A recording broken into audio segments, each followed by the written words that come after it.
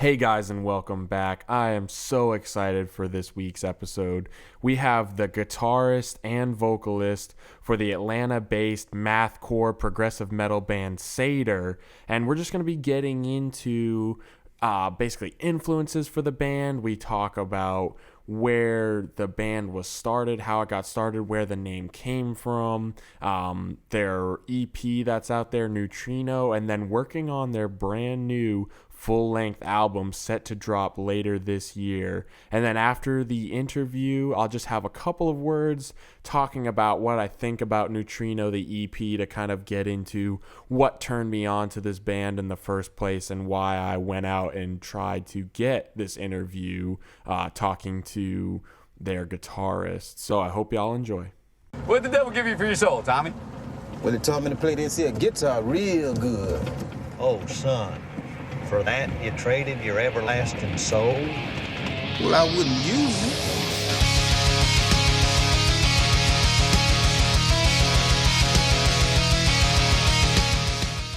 All right, everybody, welcome back. We have, I feel like I should say almost like the infamous or the notorious Soup from the Atlanta-based band Satyr, right? We have the pronunciation down. Yeah, so, that's correct. You got it right. Most people get it wrong first time.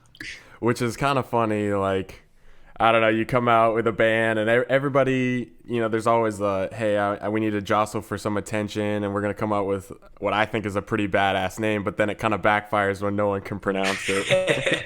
Yeah, we get a lot of satire and satire and that kind of thing. Yeah. But yeah, it's whatever. But so yeah, I found out about Satyr just honestly through, I mean, you guys must have promoted the Andromeda video through Facebook, and I was just, you know, late night scrolling through Facebook. Next thing I know, I'm like, wow, this song is actually pretty awesome. And like the quality wasn't necessarily the best. I mean, it's Facebook, so I was like, all right, I'm gonna pull this up on, you know, iTunes or whatever. Started listening, I was like, wow, these guys have like really good riffs, like really good grooves, good breakdowns, all of it, like the polyrhythms, just the way that it all comes together. I was like, man, I can really dig this. and you know, I have family that's in the Atlanta area too, so I was just like, oh, this is actually really sick. And you know, that's why it's actually really cool to have you guys on. And my question for you is, like, I guess, like, how did the band come together? And then also, speaking about the name, like, where did you guys get that name from, Satyr? So the band started with just me and our original drummer. He's not in the band anymore. He was in the band for maybe like 8 or 9 months or so, but his name's Jack, and we were roommates in college, and we came from the same hometown, but we didn't really become friends until moving to Atlanta for college. It was one of those classic situations. But we just realized that we liked a lot of the same music, and I had a bunch of songs written, so I showed them to him, and he wrote drum parts to them, and that's kind of how we started writing Neutrino, just us pitching ideas back and forth. But he's really into World of Warcraft, like he has a fucking tattoo on his leg and everything, and so we were pitching band names to each other, and he was like, what about Satyr, because he had just gotten off playing World of Warcraft, and I guess that's like a monster or something on there. And I was like, yeah, that sounds good. So we just stuck with it. So that's how the name came to be. Yeah, that's pretty cool. So that's actually interesting. So y'all just kind of started bouncing ideas off each other, and it's like, oh, you know, this could be fun. And then, you know, from there, like, how do you morph into now you're a full-on band, you released an EP, and you're working on a new album? Well, we both went to Georgia State University in downtown Atlanta, and we were putting flyers around campus that literally said, looking for a progressive rock bassist. And that's like all it said, and then my phone number. And so our current bassist, Calvin, he was the first and only person to respond to that flyer. And he was like, I like the Fall of Troy. And we were like, you are hired. So Perfect. Yeah, exactly. He came over, we showed him some songs, and he wrote a few bass licks right there. And that was pretty much a done deal from the first time I guess it was an audition, but really the first time we hung out. And then through him, we met JD, who's our clean vocalist and other guitarist, because they had already been friends. They ran in the same circles for a while. So we met JD at one of our shows. He came to see us to support Calvin, and then he started talking to us, and we realized we also liked a lot of the same bands and music and stuff. And he mentioned that he had just ended his previous band and was looking to start something new. So we asked him to audition, and he like fucking blew us away the first time he sang our songs for us. So yeah, that's kind of how JD came to join the band. And then and actually right before that, when Brody joined, our current drummer, Jack, our original drummer, he had to move out of the country because he got like a study abroad thing for a year in Japan. So he decided to pursue that. So obviously he couldn't stay in Satyr if he wasn't in the United States anymore. So he had to leave. So Brody was already our friend from high school that we had all known pretty well for years at this point, and he was looking to join a band that wasn't death metal because he had pretty much only been in death metal bands up until that point. So he joined Satyr, and then soon after we got JD. So that all happened like September 2017, and we've had the same lineup since then. Nice. Yeah, so that's pretty cool to see, just like picking the pieces up a little bit at a time, kind of working things, and then getting to the point where you release Neutrino. And you talked a little bit about all of, everyone's different influences and where they came from. And actually, you guys have sort of classified yourself as like, okay, what if Dance Gavin Dance listened to Meshuggah more? And then also was like interwoven with TTNG. Yeah. So, which is actually like probably one of the most interesting ways. Like normally people are like, oh, it's like Metallica meets something like, something else that everybody knows. It's like, okay, you guys are actually like interweaving some different things in there, but yeah, you got to hit the different niches, Exactly. And honestly, like I was like TTNG, I was like, okay, I went back and listened to some of Animals. I was like, okay, yeah, no, I see it. And that actually makes me curious, like what are some of your other influences, either as a band or even just personally for yourself?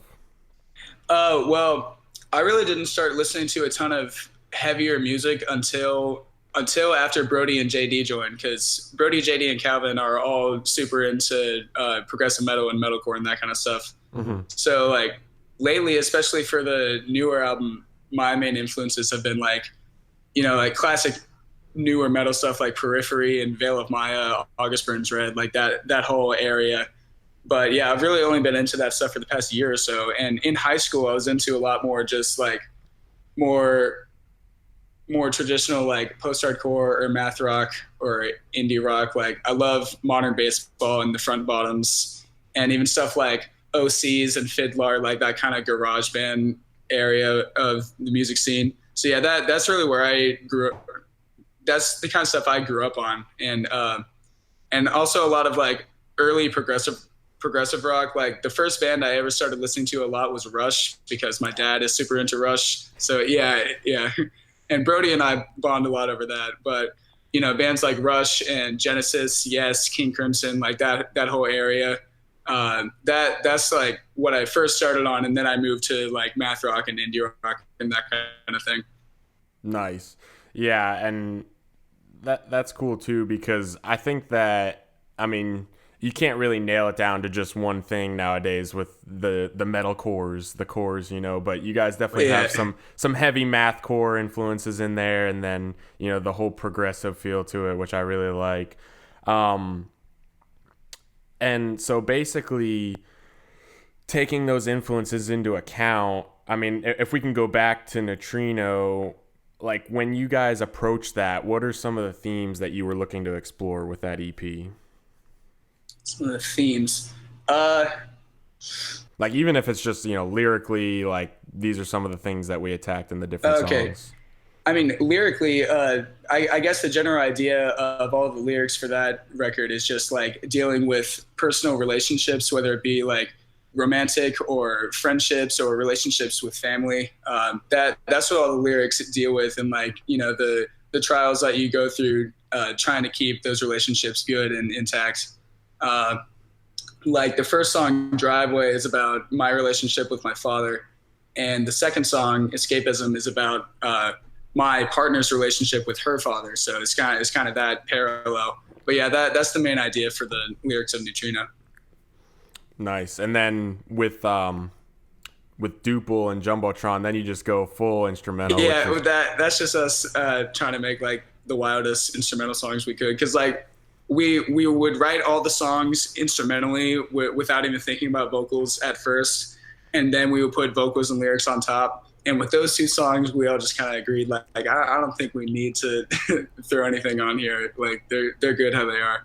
Yeah, they're pretty awesome. Just going for kind of like, okay, we're just gonna go push ourselves, see what we can come up with, and then just I think that's fun too, because I mean, to bring it back to Rush with YYZ, and then you have it also, I get like the Metallica feel, and I don't know, sometimes it's just nice to have. And you were saying August Burns Red, they have some songs that are either fully instrumental or almost, with very little screaming anywhere in there. And sometimes it's just fun to let them play type of things, like, hey, we're just gonna get out there, have some fun. And I think especially when you perform, those ones must be fun to get around to, get everyone going. They are, because JD and I are both the vocalists and we both play guitar, so it's very nice for us to not have to worry about doing any kind of vocals for the next 3 minutes and just focus on jamming. But yeah, so we always try to put instrumental songs like in the middle of the set to give us both a break.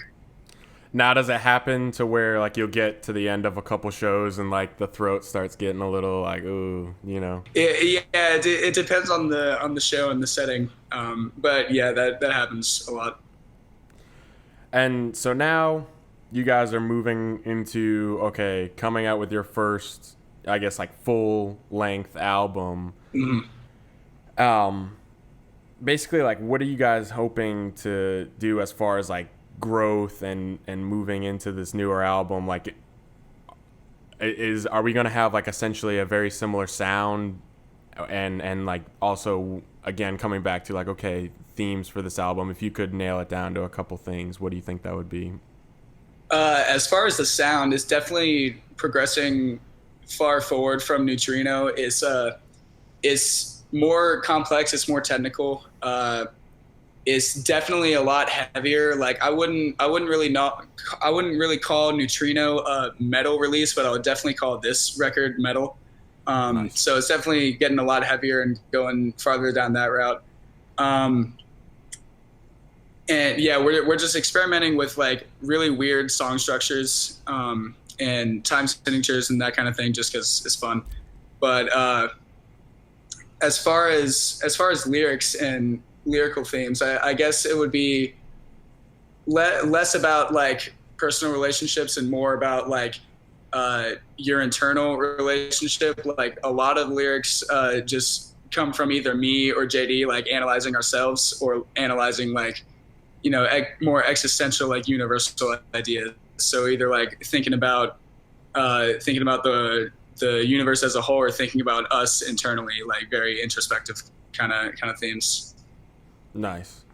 Cool. Yeah, because and you were talking about Rush, and this is actually because I love that band. This is one of my favorite examples of a band like starting out as one thing, and obviously they went from one extreme to the next, but the example still stands, where it's like you change over time and you grow as a band. So yeah, for sure. And so then after that, according to the website, you guys are hoping to move on and get into the touring, like full on, right, following the album. Mm-hmm. So people that are listening can definitely go ahead, check them out now, because listen to their music now, and then once you're able to, I mean, I know I'll be looking forward to a show if you guys ever end up around Charlotte area. So yeah, but well, thanks, man. Thanks for coming on and talking and getting into basically Satyr's music as a whole. And for a new up and coming band, I mean, I think that it's pretty awesome to see how you guys are coming together and working to like you said, get more technical. I was like, as if Neutrino wasn't technical enough. So yeah, we're trying to push ourselves, and it's been a lot of fun. Yeah, man, that's awesome. Well, thanks again for coming on, and everyone, where can everyone find you on like Twitter and Facebook and stuff like that? So Facebook, Instagram, Twitter, all of our tags is Satyr ATL, SATYR ATL. That's same on all socials. And our website is satyratl.com, and we update everything regularly. So yeah, just check us out. And thanks so much for having me on, man. This is fun. Absolutely, absolutely. All right, guys, that is it for this episode. Go ahead and check out Satyr and give it a listen. Well, there you have it. That is the interview with Satyr's guitarist and screaming vocalist, going by the name Soup, which, man, that just cracks me up. I think that's hilarious. But yeah, big thanks to him, man, for taking time out of his day to come and talk to a little old podcast like this and kind of put some information out there as far as really what they're trying to accomplish with their music, where they're going. I mean, man, their EP is just so impressive to me for a band that's kind of coming out of nowhere to be able to get to this point so quickly. I mean, they're getting some really good recognition. If you go look at their social, I mean, they're getting the attention.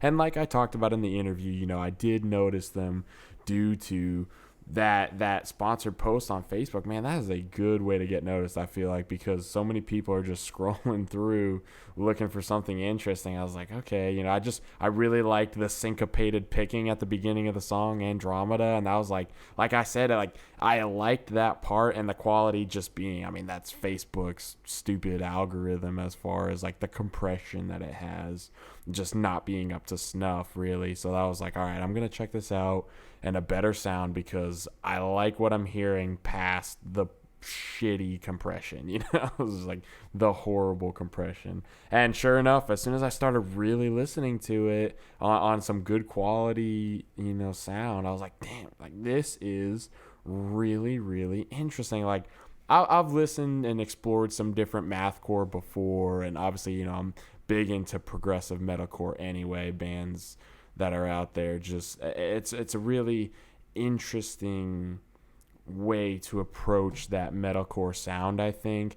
But what I really, really appreciate about Neutrino, the EP, is that the way it navigates these different I mean, it's really just the sound ultimately, like the way it navigates the sound. I mean, there are good lyrics. I'm not taking away from that at all. Like Soup talked about, man, they get into these personal relationships, and as my buddy Chris Doman said in our talk last night on the Who Cares Anyway podcast, getting into the story behind the lyrics can be what's super interesting, but in this instance, it's really the workmanship, the crafting of this sound that is what really draws me to Satyr, and that's why I'm interested to see going forward, because there are parts that I love to sing along to, with these cleans, and even some of the screaming that I do my best to follow along with, man. I'm not gonna lie, like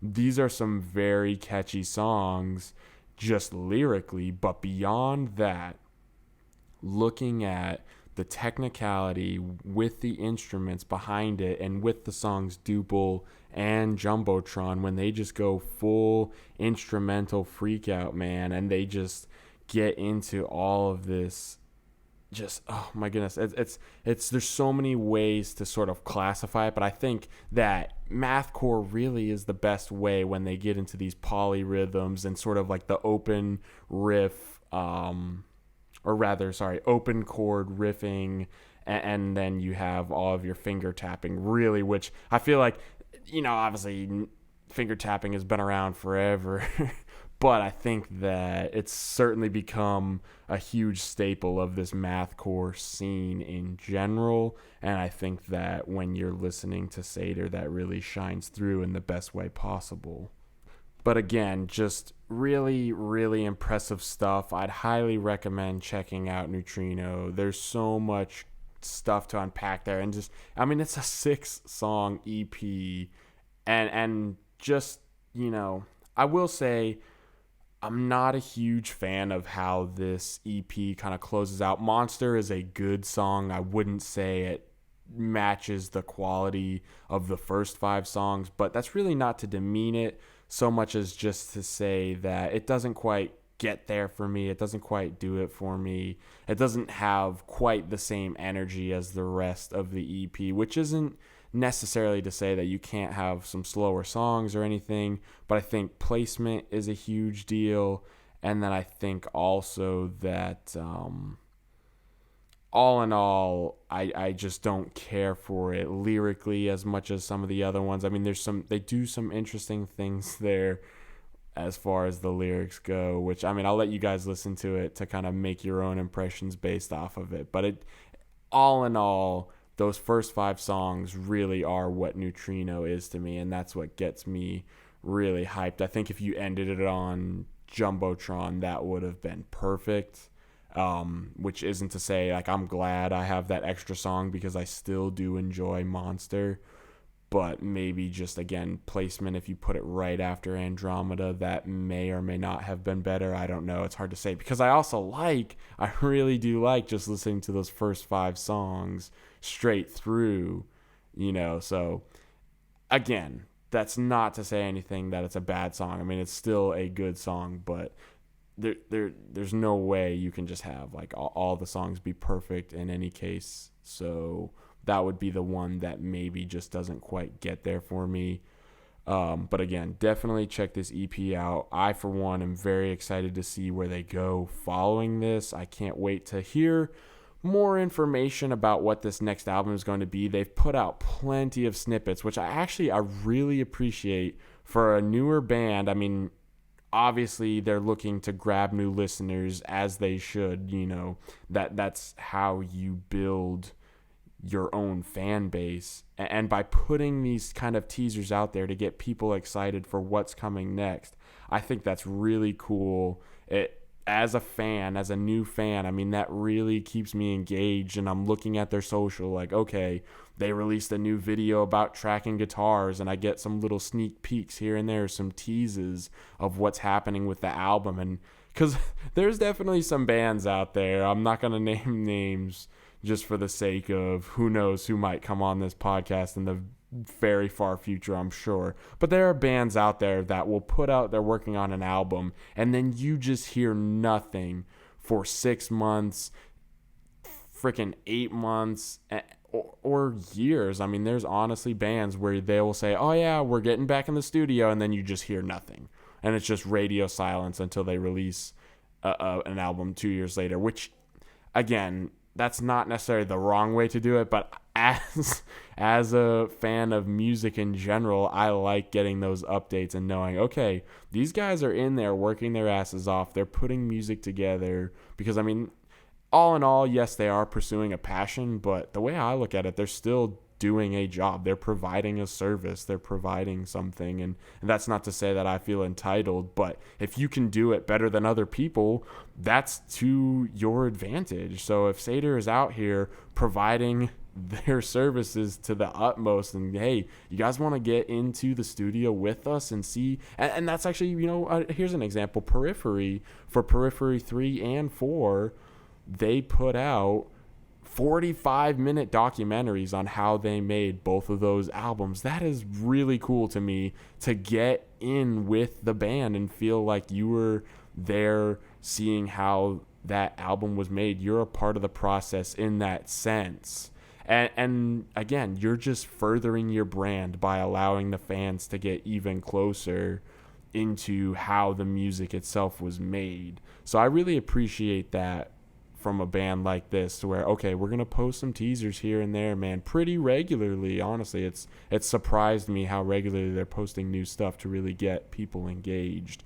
And it's just kind of fun to be like, okay, I'm going to get these little teases here and there, and then once the album comes out, I can kind of put the pieces together and be like, okay, this is what I heard, 7 or 8 months ago when I got the teases on Twitter or Instagram or whatever. So, yeah, 100% excited to see where Satyr goes from here. Really, really like Neutrino. I've been listening to it so much. I've been bothering the hell out of Chris talking about this band. I'm sure he's sick of it. He can tell you himself some other time, but it's a really good. I know it sounds like I'm gushing. I know it probably is sickening some people out there that are listening, but man, when I get excited about music, sometimes I just go all in. Like when I first started listening to Rush, you would have thought like I was the agent that got them signed or something. Like I was preaching, and obviously freaking everybody already knew who they were, but I was like preaching to people to actually listen to the lyrics and pay attention to the music as if nobody had ever done that before. And that's probably really annoying to some of my friends that are like, dude, we get it, it's Rush, they're not that great. And I'm like, are you sure they're not that great? Because blah blah blah, Ayn Rand references and the technicality behind it and progressive rock and all this stuff. I'm sure, you know, I've driven some of my friends crazy with that, but hey, some people, when they're coming at me with some of their other bands, are just nuts. I don't even want to talk about my friend that is just like the biggest defender of Taking Back Sunday. And I just, you know, obviously, or not obviously, that's just really not my type of music anyway. But to defend them to the level that he defends them, I just can't quite. And then another friend who's huge into Bring Me the Horizon, which, you know, not a horrible band, not the worst thing ever, but just really to the extent that he loves them, I can't follow him to that. You know, I just can't follow him to that end. But thanks, guys, for listening. I really appreciate it. I hope you guys enjoyed this interview. I'm really hoping to get some other bands on this podcast in the near future. I'm reaching out. I'm putting our name out there, trying to get who I can. I have some bands in mind that I'd really like to get on here. And, you know, the other thing is, like, obviously we don't have the attention even close to warrant some big bands getting on here, but I want to work up to that point. And honestly, as someone who likes to not discover, I was about to say discover, but that's not really true. More along the lines of like just someone who likes to find new good music from me, myself, and I to enjoy. I'm hoping to bring that to other people as much as possible. So, you know, return that favor if you could. If you guys have some smaller bands that you guys are just really enjoying, go ahead and let me know either on Twitter at Clan McClellan, that's Clan MCLELLAN, or in the comments. If you're listening on YouTube, give us a like, man, and let us know what you think. I mean, or, you know, if you hate this episode and you're just like, man, this really isn't for me, let me know too, because again, we're getting the kinks worked out. This is a new show. We're working to improve it as much as possible. I want this to be legitimately talking about, you know, providing the best service for others and the best like entertainment essentially for others. That's what I want this podcast to get to, where it is the best that it can be. So let me know if you guys like it, if you guys hate it, how can I improve, what needs to stay the same. Just let me know, because I really want to see how good we can get this thing going. And yeah, like I said, let me know some bands you guys want me to talk about and possibly hopefully talk to, because I'm really trying to see how much I can grow this. Basically just all in the sense of exploring new music, talking about new music, and spreading the word on different albums and bands. But thanks again, guys, for listening. I'm still kind of on cloud nine, the fact that we got our first band on here. That was a lot of fun talking to Soup from Satyr. But thank you all for listening, and until next time, see you in the pit.